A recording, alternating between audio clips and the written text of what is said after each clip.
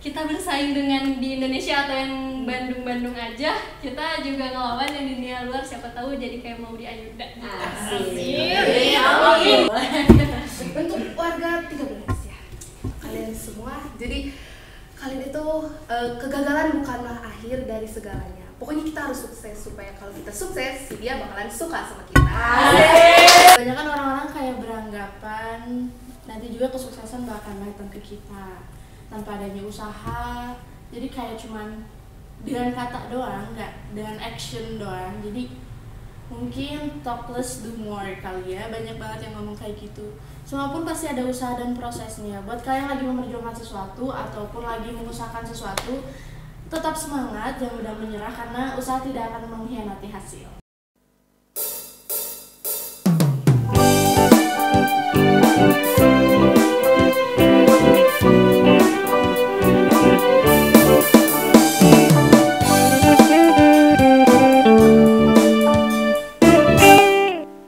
Ayunda Faza Maudia atau dikenal sebagai Maudy Ayunda adalah artis, model, aktivis, penulis, dan penyanyi asal Jakarta, Indonesia. Maudy Ayunda memulai karirnya sebagai artis film pada tahun 2005 dengan membintangi film Untuk Rena garapan Riri Riza. Maudy Ayunda tidak hanya saja berprestasi di bidang seni, namun berprestasi juga di bidang akademik. Dia menempuh pendidikan S1-nya di Universitas Oxford, Inggris, dan melanjutkan S2-nya di Universitas Stanford, Amerika. Berkat kerja keras yang dilakukannya selama ini, dia mendapat penghargaan Forbes Asia 13 Under 13 pada tahun 2021. Jerome Pauline Sijabat atau dikenal dengan nama Jerome Pauline merupakan seorang YouTuber dan pengusaha asal Surabaya, Indonesia. Jerome dikenal setelah memulai kanal YouTube bernama Nihongo Matapu yang membagikan kehidupan pribadinya sebagai mahasiswa Indonesia yang berkuliah di Jepang. Saat ini, Jerome menjabat sebagai CEO Mantapu Corp, dan berkat ketekunannya, Jerome bersama dengan kakaknya Jehian Panangian masuk ke dalam daftar Forbes 13 Under 13 Asia 2020 bersama dengan anak muda lainnya yang berhasil membuat terobosan di kalangan pengusaha, pemimpin maupun pekerja seni. Assalamualaikum warahmatullahi wabarakatuh. Selamat datang di acara barunya YouTube SMK Negeri 13 Bandung, Potluber Podcast 13 Ramai banget. Bersama saya Anggita Septiani yang akan menemani di sesi hari ini dan tentunya disiarkan dari Lab Podcast SMK Negeri 13 Bandung. Hari ini saya nggak sendiri tentunya. Saya ditemani oleh teteh-teteh cantik perwakilan siswa dari SMK Negeri 13 Bandung yang sudah bersedia hadir pada acara hari ini. Penasaran kan? Kita mulai kenalan yuk. Oke, silakan di sini. Gimana nih kabarnya dulu? Kabarnya hari ini gimana? Kabar siapa dulu nih? Oke, dari aku, kabar aku hari ini capek. Habis nge-lab ya. Gimana nih? Sih seru ya, soalnya kayak praktek-praktek hal baru. Oke. Nih katanya satu nih. Kalau aku sih lebih ke gabut ya, soalnya lumayan banyak jam kos juga. Wow, asli biasanya kan ya sama siswa-siswa. Oke, gimana nih rasanya diundang, di-invite buat acara perdananya Potluber? Semoga sih. Yang pastinya mah deg-degan sih. Ya, deg-degan kayak deg-degan ya, karena mungkin wah baru terus kedadak ya. Sorry ya. benar. Oke, sebelum kita lanjut, kita kenalan dulu. Mulai dari siapa nih? Siapa? Dari siapa? Sana dulu. Oke. Kesana aja. Halo semuanya, nama aku Naira. Boleh disebutin dari kelas mananya teh? Aku dari kelas 10 PPLG 1. Oke, next. Halo semuanya warga 13, aku Nisha Zikradana Pratama dari kelas 11 TKJ 3. Oke, next. Aku mau nyebut nama warga 13 teenager, salam. Nama aku Kanya Naila dari kelas 12 AK4. Oke. Nah, teman-teman nih, tadi kan sebelum kita kenalan, sebelum kita opening, udah diputar tuh tentang video teaser tentang pemuda Indonesia yang memiliki pengaruh banyak terhadap pemuda-pemuda yang lainnya yang ada di Indonesia, gitu kan. Nah, pasti nggak asing sama mereka-mereka itu gitu, sepak terjangnya selama ini di dunia maya ataupun di dunia hiburan, menjadikan salah satu pemuda Indonesia yang memiliki pengaruh cukup banyak bagi muda-mudi lainnya. Oke, nah kenapa sih sebenarnya kita mengambil contoh kedua orang tersebut gitu? Karena pada hari ini kita sedang memperingati Hari Sumpah Pemuda. Oke ya, pada tanggal 28 Oktober tahun 1928 yang lalu, para pemuda Indonesia ini bersumpah untuk bersatu demi kemerdekaan negara Indonesia tercinta. Nah, bagaimana sih kita sekarang sebagai pemuda masa kini berperan untuk melanjutkan perjuangan para pendahulu kita?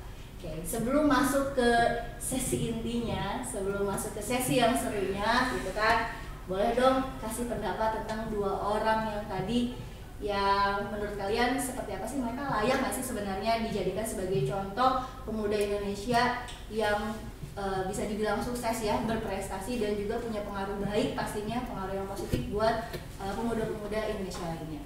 Oke, siapa dulu nih? Boleh? Teteh Nation. Ya menurut aku tuh Jerome Pauline sama Maudy Ayunda tuh emang benar-benar bisa dijadiin kayak pusat panutan gitu loh. Soalnya mereka tuh di usia yang muda aja menurut aku udah bisa sukses gitu. Jadi berarti itu tuh bukan salah satu kayak apa ya, penutup buat sukses di usia muda gitu. Usia itu bukan sebagai penentu kesuksesan sesuatu gitu seorang gitu. Oke, jadi banyak kalau misalnya orang meragukan bahwa orang muda tuh nggak bisa sukses gitu ya, dipatahkan nih oleh kedua orang tersebut bahwa ternyata yang muda juga bisa sukses loh gitu kan. Oke, itu siapa lagi nih yang mau berpendapat? Tekannya dulu. Oke, gimana tekannya? Kalau dari aku jelas ya itu bisa jadi panutan banget. Kenapa? Soalnya yang pertama, banyak banget anggapan orang di luar mungkin menganggap orang Indonesia itu gak bisa sukses karena pemudanya yang malas. Tapi mereka berdua itu bisa mematahkan hal itu. Dan bahkan mereka juga selalu sharing cara mereka dengan kehidupan sehari-harinya bisa menjadi sukses seperti sekarang. Jadi teman-teman juga bisa nonton gitu dan bisa mengikuti bagaimana caranya mereka mencapai apa yang mereka capai sekarang. Terus dari mereka juga kita belajar gitu. Kalau kita itu jangan terpaku sama satu hal, belajar sampai sukses itu boleh, tapi bisa juga dikesampingkan dengan YouTube atau apapun itu. Jadi kita bisa memanfaatkan era digital ini dengan baik. Explore itu penting. Explore ya. itu penting. Oke, gimana nih, Tante Naira? Menurut aku sih dari yang aku dengar dari Kane dan Tekanya, benar banget bisa dijadiin motivasi juga buat umur segitu ya, apalagi udah banyak memotivasi orang-orang juga. Ya. Oke, gitu ya. Betul ya, kan kalau misalnya dilihat dari salah satu penghargaan mereka ternyata dapat penghargaan Forbes 13 Under 13 gitu ya, disandingkan dengan orang-orang hebat se-Asia gitu. Dan ya hebat lah, dengan usia yang seperti itu layak ya untuk dijadikan sebagai panutan pemuda gitu, bahwa pemuda Indonesia tuh ternyata gak malas gitu ya, yang suksesnya pun sebenarnya banyak, itu salah satunya. Oke. Nah, teman-teman nih, untuk masuk untuk di memperingati Hari Sumpah Pemuda ini, kita tahu nih ya bahwa berita-berita terakhir yang gak hanya sebenarnya terjadi di Indonesia tapi juga terjadi di dunia secara global gitu ya, bahwa kita ini saat ini sedang memasuki yang namanya revolusi industri 4.0 atau dikenal juga dengan istilah era digitalisasi gitu ya. Apa-apa sekarang semua serba digital, belanja aja bisa digital ya kan, Shopee dan teman-temannya gitu ya, warna biru, orange gitu ya, teman-temannya hijau gitu kan. Terus sekarang kalau dulu nyari ojek susah, sekarang ada ojek online gitu. Terus kan kayak misalnya buka rekening ya, kalau dulu kan harus ke bank gitu ya, kita kan harus ke bank, tapi kan kalau sekarang bisa buka secara online juga, cuma mengandalkan handphone dan KTP gitu ya, kita bisa buka rekening saat itu juga. Kemudian untuk mengurus surat-surat perizinan atau surat-surat kayak akte kelahiran itu juga bisa dilakukan secara online. Jadi pemerintah juga berkesinambungan ikut gitu, bahwa era digitalisasi ini bukan cuma hanya menyasar anak muda saja gitu, tapi hampir semua terjadi perubahan gitu kan. Kemudian era globalisasi yang secara nyata pun terlihat gitu, bahwa sekarang melihat fenomena bahwa pekerja asing sudah mulai banyak datang ke Indonesia, atau orang Indonesia sendiri yang bekerjanya di luar negeri gitu kan. Kita jadi kalian itu nanti kan bersaing itu bukan cuman sama sesama orang Indonesia aja, bukan cuma sesama orang Bandung doang misalnya gitu, tapi bersaing juga dengan negara-negara lain gitu. Pastinya itu akan sekali banyak tantangan gitu kan ya buat kalian ke depan seperti apa. Oke, kita masuk nih ke intinya, kita tanya-tanya sama teteh-tetehnya yang cantik-cantik ini yang luar biasa, kita diskusi gitu. Kita pengen tahu nih pendapat-pendapat mereka bagaimana cara mengisi pemuda-pemuda ini nanti di Indonesia itu seperti apa gitu ya. Biar contoh nyatanya seperti apa sih gitu ya. Oke, kita mulai dari tadi fenomena yang tadi kan pasti ada tantangannya ya tadi kan tantangannya. Nah, menurut Teteh Tanya, Teteh Naira, Teteh Nisha gitu, kira-kira tantangan apa sih gitu yang menurut kalian jadi ini tantangan nih buat aku nih gitu, nanti kalau misalnya aku mau kerja atau di masa depan kayaknya tantangan aku tuh ini nih gitu. Apa sih kalau boleh tahu? Siapa dulu deh? Oke, Teteh Tanya sebagai yang kayaknya yang tertua, kalian dulu deh gitu. Oke, mungkin kalau dari aku banyak ya Teh. Paling pertama itu dari zaman kita sebagai umur kita adalah zona nyaman dan males-malesan. Oke. Karena sudah era digital, segala bisa mudah instan gitu ya. Iya, sambil rebahan check out Shopee, sambil rebahan bisa ngapain aja gitu. Terus selain itu dari males-malesan juga karena kita terlalu sering scrolling gitu, bikin kita juga kurang di etika, moral dan agama gitu Teh. Karena dari si scroll itu bisa aja kayak ujaran kebencian juga, hoax, atau bisa sampai brainwashing atau yang biasanya tuh disebut cuci pikiran. Karena banyak di sosial media orang-orang yang pengen ngubah pemikiran seseorang dengan pendapat dia sendiri gitu, sampai orang itu yakin akan pendapat dia. Nah itu bener gitu ya. Itu aja sih tantangan buat anak muda. Oke. Sekarang siapa nih? Mau Teteh Naira atau Teteh Nisha dulu? Menurut aku sih pemuda Indonesia lagi dihadapi dengan tantangan kemajuan zaman ya. Sebenarnya banyak manfaatnya kalau misalnya diambil dari sisi positifnya, tapi sebaliknya juga banyak juga sisi negatifnya. Terus apalagi nih budaya-budaya luar udah mulai masuk ke dalam budaya kita gitu, dan banyak juga pengaruh yang sebenarnya nggak patut buat kita ikutin juga gitu. Oke, terakhir nih menurut Teteh Nisha. Kalau kata aku tuh ya, tantangan yang aku paling sulit itu kayak mengejar ini teknologi itu semakin pesat gitu. Jadi kayak sulit gitu buat mempelajarinya, apalagi kan kita tuh baru pulih dari COVID gitu. Jadi emang sulit banget mengejar, apalagi mempelajari teknologi baru gitu yang kan nggak semuanya ada positifnya gitu, ada negatifnya, kita nggak boleh salah pilih gitu. Iya. Jadi secara tidak langsung juga yang namanya medsos gitu ya, itu memberikan peranan cukup lumayan ya gitu buat pola pikir anak-anak gitu, buat pola pikir para pemuda sekarang gitu. Bagaimana kalau misalnya kerjaannya gitu ya cuman scrolling doang sambil rebahan kayak gitu kan ya, kayak gitu akhirnya hoax atau misalnya apa itu gampang sekali masuk gitu kan. Terus menyerang budaya, apalagi sekarang kan lagi gencar-gencarnya K-pop gitu kan. bukannya sesuatu hal yang jelek sih sebenarnya. Kita banyak kok kayak budaya-budaya Korea juga banyak hal positifnya yang bisa kita ambil kan gitu. Tapi ya balik lagi ada yang harus bisa memilah mana yang baik mana yang enggak gitu. Dan betul sih tadi mengejar teknologi itu nggak pernah berhenti ya gitu ya. Teknologi nggak pernah berhenti, kayak iPhone 13 baru keluar kemarin kan udah ada pembahasan lagi. Nah seperti hal-hal kayak gitu, jadi benar-benar yang terus gitu. Itulah tantangan ya gitu kan buat kalian nanti di masa depan. Nah menurut kalian nih gitu ya, solusinya apa sih gitu kalau misalnya dengan punya tantangan kayak gini, wah kayaknya kedepannya saya bakal nemuin yang kayak gini gitu. Terus kayaknya mulai dari sekarang saya harus gini deh gitu. Nah apa sih gitu solusi yang menurut kalian? Yuk sekarang siapa dulu nih? Mau Teteh tanya lagi? Boleh. Gambreng dulu. Oke, gambreng dulu. Si paling gambreng. Sakti. Oke, ulang gitu.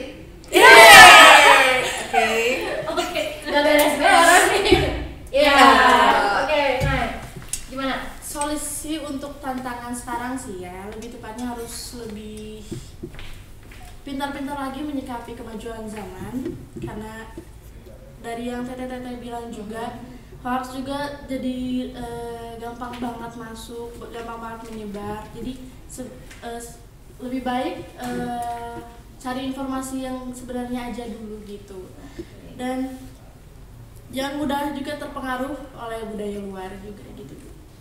Oke. Next. Kalau menurut aku nih solusinya itu kayak kan kita ini benar-benar kayak berada di kayak dulu aja kalau mau manggil ojek tuh harus tepuk tangan. Sekarang kita tuh tinggal gini-gini datang yang jemput gitu. Makanya kayak mau gak mau kita tuh harus kayak memang belajar hal baru gitu. Terus kan kayak hal baru itu tuh emang benar-benar kayak berpengaruh gitu buat kedepannya. Terus kalau kita gak belajar malah nanti kitanya yang tertinggal gitu. Terus kita juga kan ini teknologi berkembang, kita juga bisa memanfaatkan itu sebagai media belajar yang baru. Kayak sekarang kan kalau presentasi itu ada PPT, lu kan harus bikin karton itu, jadi ada manfaatnya juga sih. Oke. Terakhir gimana katakannya? Oke, kalau dari aku yang paling pertama, kita itu karena terlalu sering scrolling sampai lupa literasi. Paling utama adalah banyak-banyak literasi biar kita bisa mengolah mana sih yang benar, mana yang enggak dari cara kita biasa membaca. Terus jangan mudah terbawa emosi, terpancing-pancing sama ujaran kebencian yang ada. Sama coba deh belajar menghormati pendapat orang lain dan perbedaan kita di sosial media yang cukup signifikan ya. Terus kayak manfaatin sosial media, yang contohnya bisa nonton vlognya Jerome yang suka ngajarin kita matematika, atau Maudy Ayunda dengan kehidupannya yang sangat tersusun rapi gitu. Kita bisa manfaatkan itu lebih baik gitu. Oke. Jadi walaupun sebenarnya kita digempur sama semua serba digital, ada hal positif sama ada hal negatif. Tapi yang paling penting sebenarnya kan di agama kita gitu ya, di agama Muslim tuh dikenal dengan istilah tabayun, ya kan. Jadi sebenarnya kalau misalnya kita tabayun gitu, mencari tahu informasi yang ini benar atau enggak, sebenarnya harusnya sih kita tidak termakan oleh hoax gitu kan. Jangan dapat berita ini langsung disebarkan, dapat berita ini langsung disebarkan gitu. Padahal kan itu juga belum tentu. Lebih baik mencari tahu gitu ya. Itu benar banget sih tabayun. Terus yang tadi kata Teh Nesya mau belajar hal baru tadi ya, karena kan yang namanya teknologi ataupun apapun itu pasti semuanya akan terus berkembang dan gak ada hentinya gitu. Kalau misalnya kita kekeh sama ya saya mah taunya ini gitu ya kan, tapi nggak mau tahu belajar yang lain, ya akan tertinggal gitu. Karena kan siapa yang bisa bertahan itu yang mau beradaptasi gitu kan. Oke, terus tadi ya baca ya sekarang katanya Indonesia itu orang-orangnya literasinya cukup rendah ya gitu. Mereka maunya yang instan aja gitu, dapat informasi ini, dapat sebaran ini, nggak mau nyari tahu gimana, terus langsung disebarkan tanpa mencari tahu. Literasi itu benar-benar harus digalangkan lagi sih ya. Sebenarnya literasi kan nggak hanya terpaut dengan buku cetak nih, tapi kan bisa juga secara digital. Itu juga bisa dilihat. Yang penting kita tahu dulu nih sumbernya apa. Oke. Terus belajar menghadapi perbedaan itu cukup sulit ya. Karena biasanya kalau dapat ujaran kebencian jangan ada emosi. Kok gitu kan. Apalagi kalau misalnya nggak sesuai sama apa yang kita rasakan gitu, kayaknya tuh gatel gitu ya. Karena tuh pengen komen gitu ya. Cuman ya kalau zaman aku dulu nih gitu, waktu sekolah pasti diajarin yang namanya toleransi. Itu benar-benar kita harus menghargai pendapat orang lain, itu benar-benar yang ya gitulah gitu ya, sebenarnya benar-benar ditanam gitu. Jadi lebih bisa sedikit lagi gitu menahan emosi gitu kan. Menahan emosi untuk tidak berkata kasar. Kalau dulu kan istilahnya mulutmu harimaumu, kalau sekarang adalah jarimu harimaumu gitu kan. Yang ngetik tangan ya gitu. Nah, seperti itu. Oke. Nih, sekarang ya masih juga mengisi gitu ya, mengisi perjuangan para pendahulu kita. Nanti kan kalian orientasinya siswa SMK itu kerja. Ya kan, lulus dari sini kerja gitu. Nah, apa sih yang kalian siapkan saat ini gitu kan? Kan hanya nih setahun lagi ya kan. Nesya juga sama setahun lagi. Nah kan masih ada 2 tahun lagi, tapi kan persiapan tuh harus mulai dari sekarang gitu. Apa sih kira-kira yang harus dipersiapkan ke depannya gitu. Biar kalian tuh nggak takut sama yang namanya era globalisasi ini. Kalian nggak takut harus bersaing sama orang-orang gak cuma dari Bandung ya kan, bisa bersaing dengan orang yang di luar Bandung, di luar Jawa gitu ya, di luar Indonesia sekali. Yuk, siapa nih? Ayo. Oke, boleh banget. Dengan tadi yang udah aku bilang ya, dengan kemajuan zaman yang pesat dan persaingan juga di mana-mana nih ya, bukan cuma di Indonesia, di Bandung, tapi di luar juga. Semakin ketat maka harus mempersiapkan banyak skill yang mumpuni untuk terjun ke dunia kerja nih ya. Terus belajar, terus mengasah skill. Tentunya juga mempersiapkan mental juga supaya menjadi pribadi yang lebih tangguh, fokus pada cita-cita dan tujuan sih. Oke. Ya, selanjutnya. Oke. Boleh banget. Kalau aku nih yang disiapin itu kayaknya mental. Soalnya kalau skill itu kan emang aku udah dilatih di sekolah sama guru-guru, emang kan dipersiapkan untuk kerja gitu di SMK tuh. Makanya mental yang harus aku bangun itu mental, karena yang tahu diri aku, yang tahu kemampuan aku, keberanian aku ya cuman aku. Jadi gimana caranya aku tuh harus membangun mental gitu. Oke. Terakhir, Teteh Kanya. Aku sebagai yang bentar lagi juga turun ya. Sebenarnya mungkin jawabannya hampir sama dengan mental dan skill gitu ya Teh.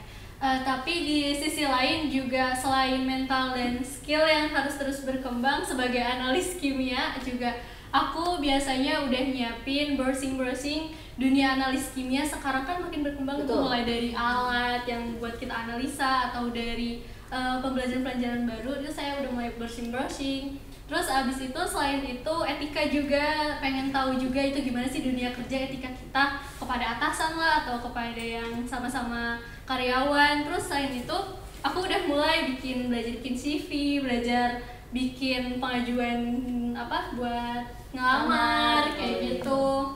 Terus selain itu juga aku nyobain skill bahasa, karena kan tadi ya selain kita bersaing dengan di Indonesia atau yang Bandung aja, kita juga ngelawan yang di dunia luar, siapa tahu jadi kayak Maudy Ayunda. Asik. Amin banget ini mah.